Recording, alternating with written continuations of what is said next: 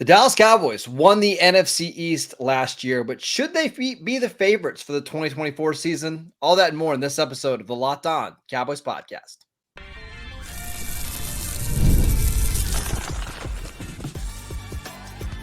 You are Locked On Cowboys, your daily Dallas Cowboys podcast. Part of the Locked On Podcast Network, your team every day. Welcome back to the Locked On Cowboys podcast, part of the Locked On Podcast Network, your team every day. We'd like to thank you for making us your first listen of the day. Today's episode is brought to you by FanDuel. Make every moment more. Right now, new customers can get $150 in bonus bets with any winning $5 bet. That's $150 with any winning $5 bet. Just visit FanDuel.com/lockedon to get started. I am your host, Marcus Mosher. You can follow me on Twitter at Marcus_Mosher. Joining me today, as always, is Landon McCool. You can follow him on Twitter at McCoolBCB. On today's show, we are answering your Twitter questions, including what is Jalen Brooks' upside in this offense? Do fifth-year option, do they matter? I mean, we'll talk about that with CeeDee Lamb and Micah Parsons and their deals. We'll get to that.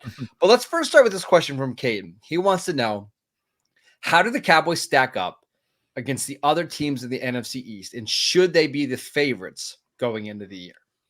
Well, let's first get out of the way the idea that no team has repeated again still as NFC East champions. And I mean, I've lost track now. It's over 20 years now. It's over 20 years. Yeah. So that kind of puts a little rain cloud over the opportunity that you think that the Cowboys might have. But again, every year that happens, every year that we add on to that streak is the year closer that we get to that streak being broken. So there's the Cowboys.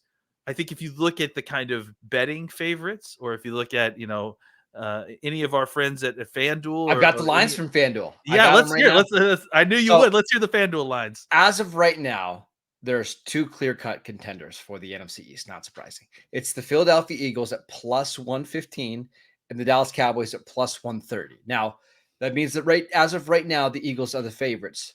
What's interesting is there's not another division where the odds are closer between teams 1 and 2 than the NFC East, which is hilarious when you go on Twitter because it sure seems like the Cowboys are going to struggle to be even the third team in the NFC East this year. While odds makers, including FanDuel, believe that these are basically, for the most part, similarly thought of teams. If you look at my mentions, the Cowboys aren't winning 8 games this year. I mean, FanDuel has them set at 10.5 wins, by the way. Well, there's that. So I think, look, 115 to 130, that's very, very close odds. Honestly, the difference alone could probably be accounted for the fact that no team has repeated as the NFC East champion in the last 20 years. It could be that they're just dead even and they're like, well, what's the tiebreaker? Well, no one's repeated in the last 20 years. And the Cowboys won last year, so they probably aren't going to win next year. So, yeah, I think that they should be in the conversation as NFC East favorites, as indicated by the professionals that do this betting for a living. And I think by just the kind of general consensus, the fact that the Cowboys have an incredibly talented roster. That despite not doing a ton of this offseason, despite losing several players, they still have an incredible talent to offer. We still have Dak Prescott. We still have CeeDee Lamb. We still have Micah Parsons, despite the fact that none of those guys have signed their contracts yet. We still have them for next year. They're going to be on the team, and I think look, there's obviously been I think everyone has generally followed this team, so I don't need to go into all the particulars that would tell you that it would be a good team, but I don't think. Just to kind of put a bow on it, I don't think that the Cowboys have lost what makes them good, especially in the regular season, and what would make them favorites for the NFC East. I think they are going to return the best quarterback in the NFC, definitely the NFC East, probably the NFC. They're going to return, one of the best offenses because of that. And if they can figure this thing out on defense and maybe even find a way to take a step forward, yeah, of course they would be NFC East favorites. They were the best team in the NFC East last year. And I don't see the Eagles or the Giants or the Commanders as having gotten significantly better either. So, I think it's reasonable to consider the Cowboys favorites. All right, let's start First of all, we're going to be doing our ultimate NFC East crossover at some point this summer, which is always an absolute joy to Yeah. watch as somebody who doesn't have to do it and you get to do it. So I really enjoy watching that. Let's talk about the other two teams before we get to Yeah. the Eagles. Yeah. I think the Giants are just a long ways away, and it feels like they're kind of restarting the rebuild. Daniel Jones is coming off a neck injury and a torn ACL. They signed Drew Lock. The offensive line is still a mess. Their wide receiver tight end is going through some things for having broken up with Kelly Plum or whatever. The defensive line. I love the addition of Brian Burns. Like, they have one of the best defensive lines in all of the NFL. Yes, absolutely. It's just the back seven, which is an issue. So I still think they're probably pretty likely to finish as a distant fourth in the NFC East. The Commanders are interesting because they have Dan Quinn. They have the number 2 overall pick in Jaden Daniels. They do have some pieces on this team. Yeah.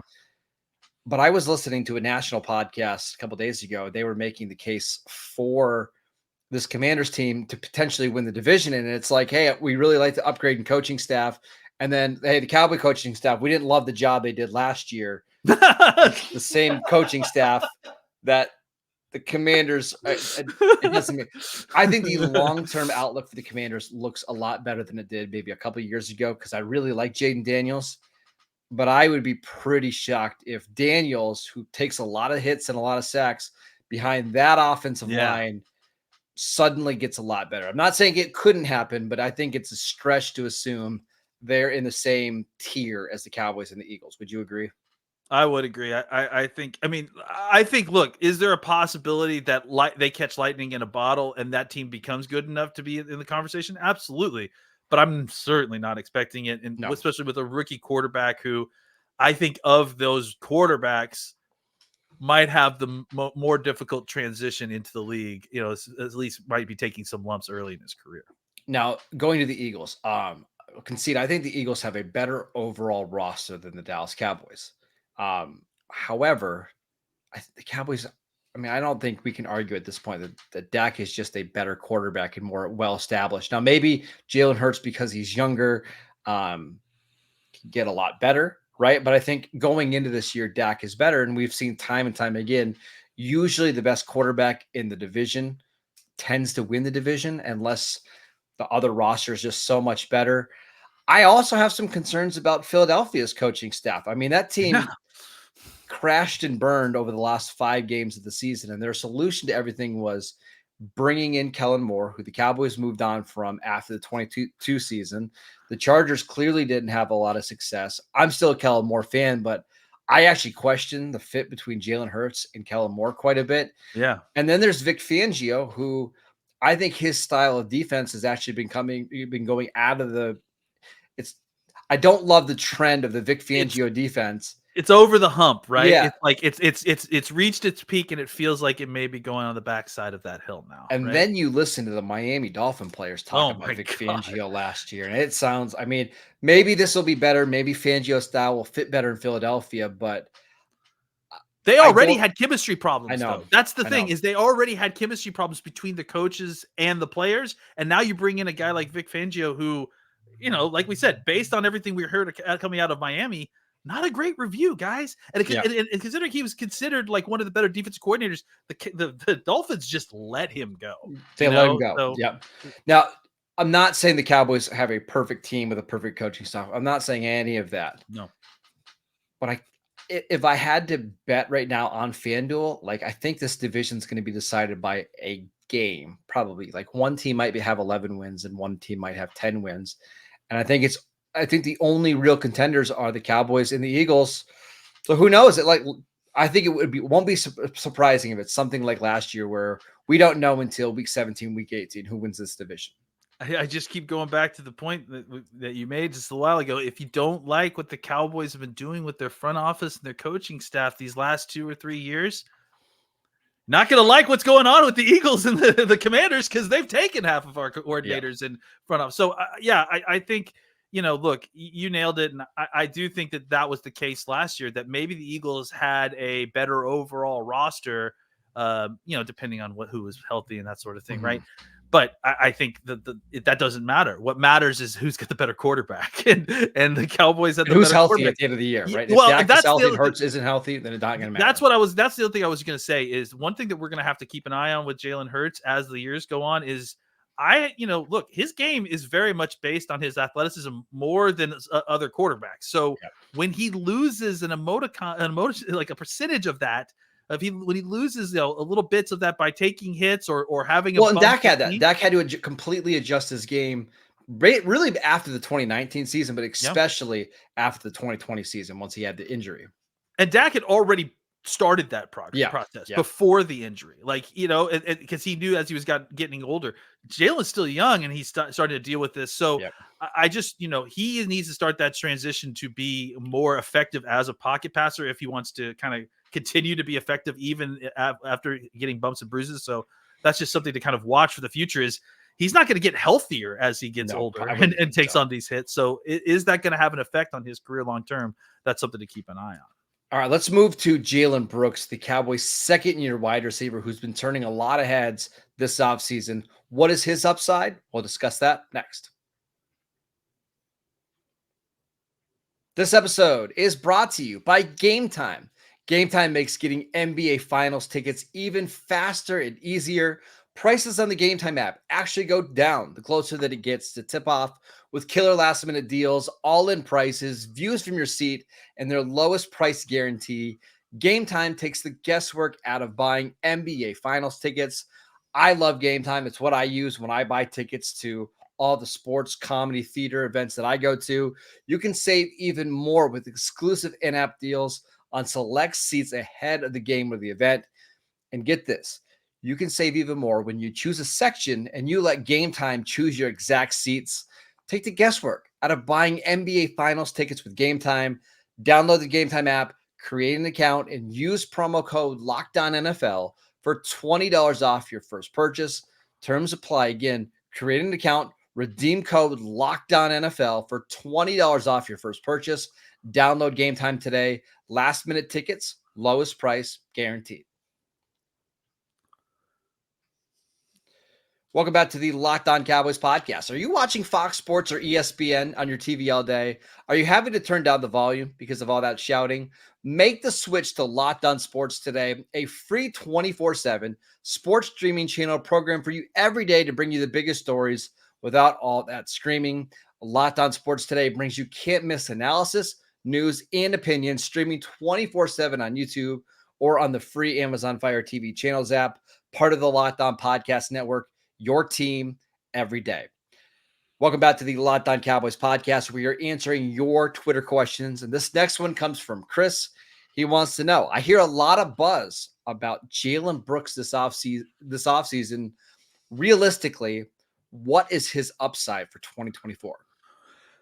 Well, I think his upside would be, real upside would be he's incredible. He has incredible offseason. He's had a great training camp, and he pushes Jalen Tolbert for that wide receiver 3 position. That would be true upside, like him, like fully reaching potential there. I think what's more realistic is that he is your uncontested wide receiver 4. And that he is a game day active guy who plays on all the special teams. He is a guy that you can deploy and he'll get, I would say probably 5 or 6 snaps a game, maybe, right? Coming in as a blocker on the edge. Maybe he has a target or 2, right?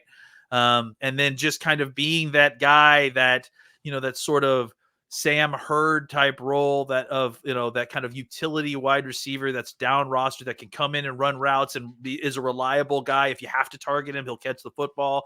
If you need him to go out there and block on the edge, he can do that. If you need him to run down and chase a kickoff, he can do that as well. I think that's a realistic goal for what Jalen Brooks should do this year.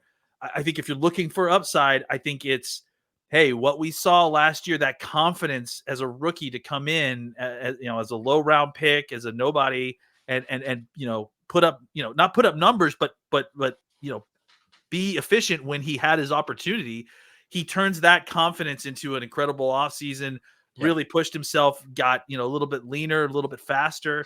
and he was making plays in training camp. Like if you remember, like last year, he had a drumbeat of his own that we were talking about. So if he can come in and do that again this offseason and kind of show you that he belongs and be where he needs to be, there's not really a reason other than draft position that he shouldn't be in that conversation with Jalen Tolbert if he had that kind of like optimized offseason. So I think that's a good, a good goal for him to reach. But I think ultimately what I'm looking for him to do is to be that kind of utility fourth receiver. Yes. Now, Mike McCarthy had a press conference today before mandatory minicamp on Wednesday's show every day. So we're going to break down some of the news and notes we get from minicamp. Yes, I know CD Lamb's not there. We don't need to tell you guys that. We'll talk about you all know. Mike McCarthy was talking about some of the young receivers and how impressed he was about their development. He was saying that some of them were coming in on the weekends and getting work in. And he mentioned Jalen Brooks again. Now, if you go back and you listen to Mike McCarthy talk about Jalen Brooks, during training camp last year, he threw out a really interesting name as a player comp for Jalen Brooks, and it was Geronimo Allison, who he had with Green Bay. Okay. And I was just looking at like Allison's stats, like in year 2, year 3, year 4. Now, Allison was really never more of like he really was like a third receiver at his peak, but mostly a fourth receiver. And it's like 23 catches for 250 yards, 300 yards, a couple touchdowns every year. And I know that's not going to get anybody like super jazzed and excited, but for a 7th round pick, if he can come in and be your fourth receiver and whenever you target him, it doesn't feel like it's a significant downgrade from your number 2 and your number 3 guy. I think that's a big, big win for Dallas. Oh yeah, absolutely. Yeah. I mean, I think listen, right now, I think the idea is that you could cobble together. Hopefully, Tolbert comes in and just grabs the ring on that wide receiver 3 position and takes it and never lets it go. And then after that, the hope is that you cobble together your wide receiver 4 situation with a combination of Brooks and Turpin and a couple of maybe a running back or a tight end, right? That you're kind of looping in as that next guy, and that kind of gives you a mixture of players that you want to kind of deploy in a way that like makes the offense dynamic, right? Yeah. But if Jalen Brooks is so good that you just want to give him more and more targets, that he's almost like a 3B, right, sort of situation. Yeah. That's not a bad situation either, right? Just to kind of have a stable of very reliable guys that you want to get the football. I think that's called champagne problems, guys. And so I think that, Brooks is a guy that I think has a wide variety of outcomes available to him, just simply based on how, able he was to hit the ground running last year and to get opportunities on the field. And we've talked about over and over again, like the guys that get chances to get on the field early, they especially not just like a little bit, but like multiple opportunities to get on the field, to catch a pass, to get run routes. Those are the guys that have the most confidence their sophomore year because they've been on the field. They've seen what real NFL speed is. They can watch the tape of them participating in NFL speed, and they know what they need to do in order to play at that speed going into their sophomore year. So that's why I'm hoping that Jalen Brooks kind of is in the lab, like really upgrading, and maybe there's potential, like I said, that he really truly kind of surpasses our expectations and is competing for that third wide receiver. Two quick notes I wanted to give before we move on. I'm really curious to see how he's used. Like, is he being targeted on underneath routes, slants, drags, that kind of stuff, where he can kind of use some of his build-up speed, or are the Cowboys viewing him more as a deep threat, somebody who has size that can make plays down the field? That's what I'll be really interested to see. I'm going to give you one more player as like an upside. Like if he reaches the upside this year in the Cowboys offense, what could it be? I'm sure you remember back in 2021, that's when the Cowboys had Amari Cooper, right? The last year of Amari Cooper. They had CeeDee Lamb. They had a healthy Michael Gallup. Man. And it was Cedric Wilson who was the fourth receiver. Yeah. Cedric Wilson that year had 45 catches for 602 yards and 6 touchdowns. And most of it came when, he was filling in a game or two for Amari who was out, or a Gallup who was out. And then there was a couple times where he was just having big games, even when those players were healthy. I think 602 yards is probably pretty lofty. But if you're talking about like, hey, this is the best case scenario here without kind of multiple efficiency. injuries ahead of him. Yeah. I think that would be amazing if he gave you that kind of production. Yeah, and the last thing I'll add too, I think I completely agree. I think that's a great kind of modeled for him to shoot towards. Right. The last thing I want to add in too is I think that one of the other reasons I think Jalen Brooks is going to have a lot of success is because we talked about the Cowboys' need for an X receiver in this offense. Yes. Right. Cooks can do it obviously, and so can CeeDee Lamb, but both of them function better as slot and Z players. Right. Mm-hmm. Tolbert is obviously the guy that we've been kind of circling as the X receiver because he's the third guy, but also because he has the body type. Brooks also fits that body type, right? I think he's a little bit over 6'1". He's got long, very long arms, right? And I think that helps with a lot of the contested catch stuff, especially if you're running a slant, you're getting hit. You got your hands out closer to the ball. Maybe you can secure it while you're getting a body blow. So I do think that it also plays to his favor that he fits the body style of the type of wide receiver that the Cowboys are still kind of looking for when they're filling out their wide receiver core. All right, let's answer one more question for Mark, including, do fifth-year option years really matter? We will get to that next. This episode is brought to you by FanDuel. It's winner take all time in the NBA and in the NHL, and FanDuel is giving you a shot to bring home a big win of your own.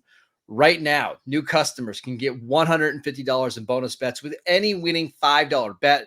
That's $150 to bet on spreads, money lines, player props, and more.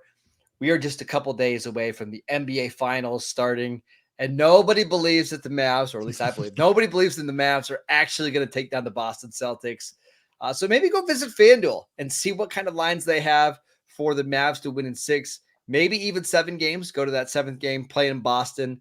We've seen the Celtics lose a game 7 at home in the NBA Finals before. It happens. It happens. Visit FanDuel.com/lockedon and make every playoff shot count with FanDuel, America's #1 sportsbook. Welcome back to the Locked On Cowboys podcast. Everydayers, on Wednesday's show, we're going to talk about some of the biggest news and nuggets coming out of Dallas Cowboys mandatory mini camps. So make sure you tune in for that. We're not going to talk about who's there and who's not there. I'm telling you now. You did really hit the mandatory part right there, which made me think that we were going to talk about him. No, we're not. We're actually going to talk about stuff that's happening on the field. But let's get to this final question here, Landon, from Mark. He wants to know, is the value of an option year, he's talking about the 5th-year option, in a contract worthless? Players treat it like they are free agents and demand to get new deals. In fact, contracts are constantly being redone. Team-friendly deals might last 1 or 2 years. Should we care about the 5th-year option? I think it's not worthless. No, it definitely. I mean, it has value certainly to the teams. Like to the teams, it's like invaluable, right? Like, and I think that there's a lot of different angles to this, but we'll examine a couple of them, right?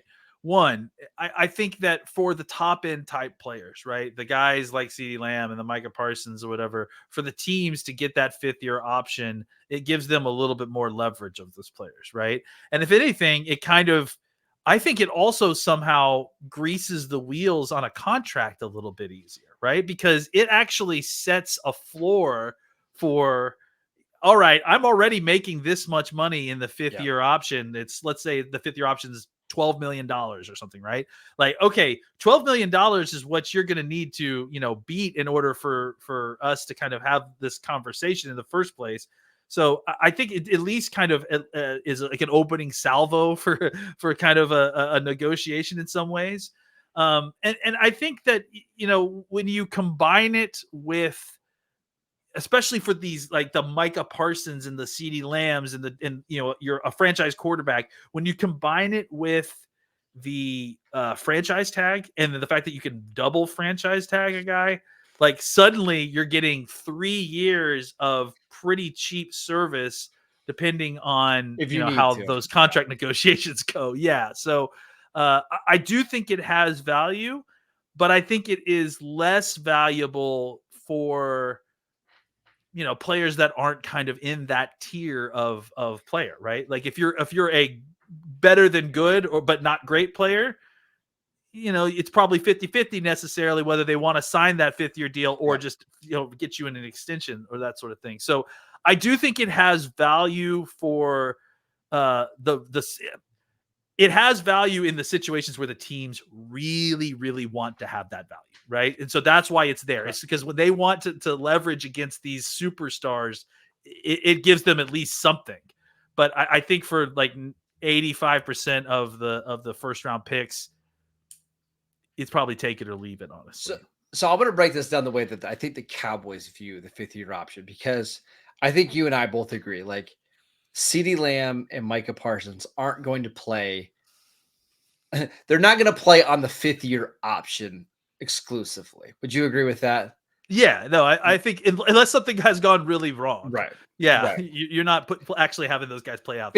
Yeah, so basically what the 5th-year option does is it just gives you an additional year on the rookie deal.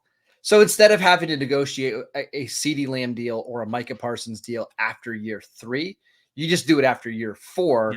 Yeah. And it just delays everything by a year. Now, I know the counter argument is, well, now you're paying more because this player has 4 years of production rather than 3 years of production. That's true. Now, you also get the benefit of seeing what that player looks like over the course of 4 years and over the course compared to the over 3 years.